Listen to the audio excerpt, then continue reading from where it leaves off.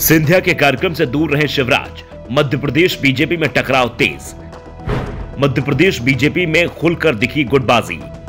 ग्वालियर मेले ने खोल दी बीजेपी दिग्गजों की गुटबाजी की पोल। सीएम को देरी से मिला न्योता, भोपाल से ही कर ली नमस्ते।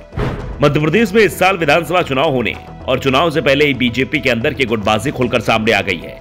बीजेपी को सबसे ज्यादा परेशानी ग्वालियर चंबल रीजन में हो रही है। ये एरिया पहले से ही बीजेपी के तमाम दिग्गजों का गढ़ रहा है और इस गढ़ में कांग्रेस से बीजेपी में आए ज्योतिरादित्य सिंधिया की भी एंट्री हो चुकी है। सिंधिया सिर्फ बीजेपी में आए ही नहीं बल्कि आते ही छा भी गए। उनकी कोशिश से ही मध्य प्रदेश में बीजेपी की सरकार बनी।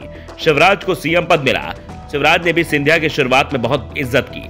सिंधिया के कहने पर जो काम कमलनाथ करने से मना कर देते थे, शिवराज ने सीएम बनने के बाद हर काम को हरी झंडी दिखा दी। सिंधिया को भोपाल में सरकारी बंगला भी दिला दिया। लेकिन अब सिंधिया की नजर शिवराज की कुर्सी पर जमी हुई है। ये कुर्सी विधानसभा चुनाव से पहले लेने की कोशिश हो रही है और अगर चुनाव तक शिवराज कुर्सी पर बने रहे तो चुनाव के बाद कुर्सी लेने की तैयारी चल रही है।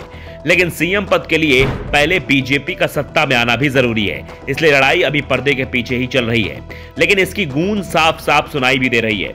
ग्वालियर व्यापार मेले में भी ये गूंज सुनाई दे रही है। सिंधिया के बीजेपी में आने के बाद पहला मौका था जब नरेंद्र तोमर और ज्योतिरादित्य सिंधिया मध्य प्रदेश में किसी कार्यक्रम में शामिल हुए और शिवराज सिंह चौहान मंच से गायब दिखे। दरअसल ग्वालियर व्यापार मेला बीजेपी की गुटबाजी का केंद्र बन गया है। आमतौर पर इसका उद्घाटन 25 दिसंबर को हो जाता था, लेकिन इस बार मेला 1 जनवरी को ही लग पाया। ज्योतिरादित्य सिंधिया ने दिल्ली से ऐलान कर दिया कि वो 5 जनवरी को मेले का उद्घाटन करेंगे। सिंधिया का ग्वालियर आने का कार्यक्रम भी आ गया, लेकिन बीजेपी की गुटबाजी के चलते किसी को न्योता ही नहीं भेजा गया। आमंत्रण पत्र तक नहीं छपे, जिस कारण से सिंधिया को अपना कार्यक्रम रद्द करना पड़ा। कार्यक्रम दोबारा से बना, निमंत्रण पत्र भी छपे, लेकिन इतने देरी से बटे कि प्रदेश के सीएम शिवराज सिंह चौहान ग्वालियर ही नहीं आ सके। उनके पहले से ही कई कार्यक्रम तय हो चुके थे, इसलिए शिवराज ग्वालियर नहीं आए।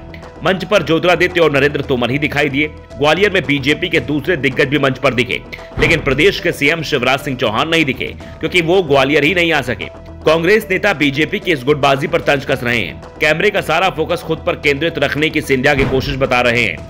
दावा कर रहे हैं कि सिंधिया की नजर सीएम की कुर्सी पर है। वो कांग्रेस में थे तो भी सीएम पद के लिए लड़ रहे थे और सीएम पद को लेकर ही उन्होंने कमलनाथ की सरकार गिरा दिया था और बीजेपी में चले गए, लेकिन सीएम बनने की इच्छा को दबा नहीं पा रहे हैं। खुलकर तो नहीं कह पा रहे हैं, लेकिन सिंधिया जिस तरह से कदम उठा रहे हैं उससे साफ है कि वो शिवराज को कमजोर करने की कोशिश में जुटे हुए हैं। लेकिन बीजेपी में भी सिंधिया की इच्छा पूरी नहीं होगी।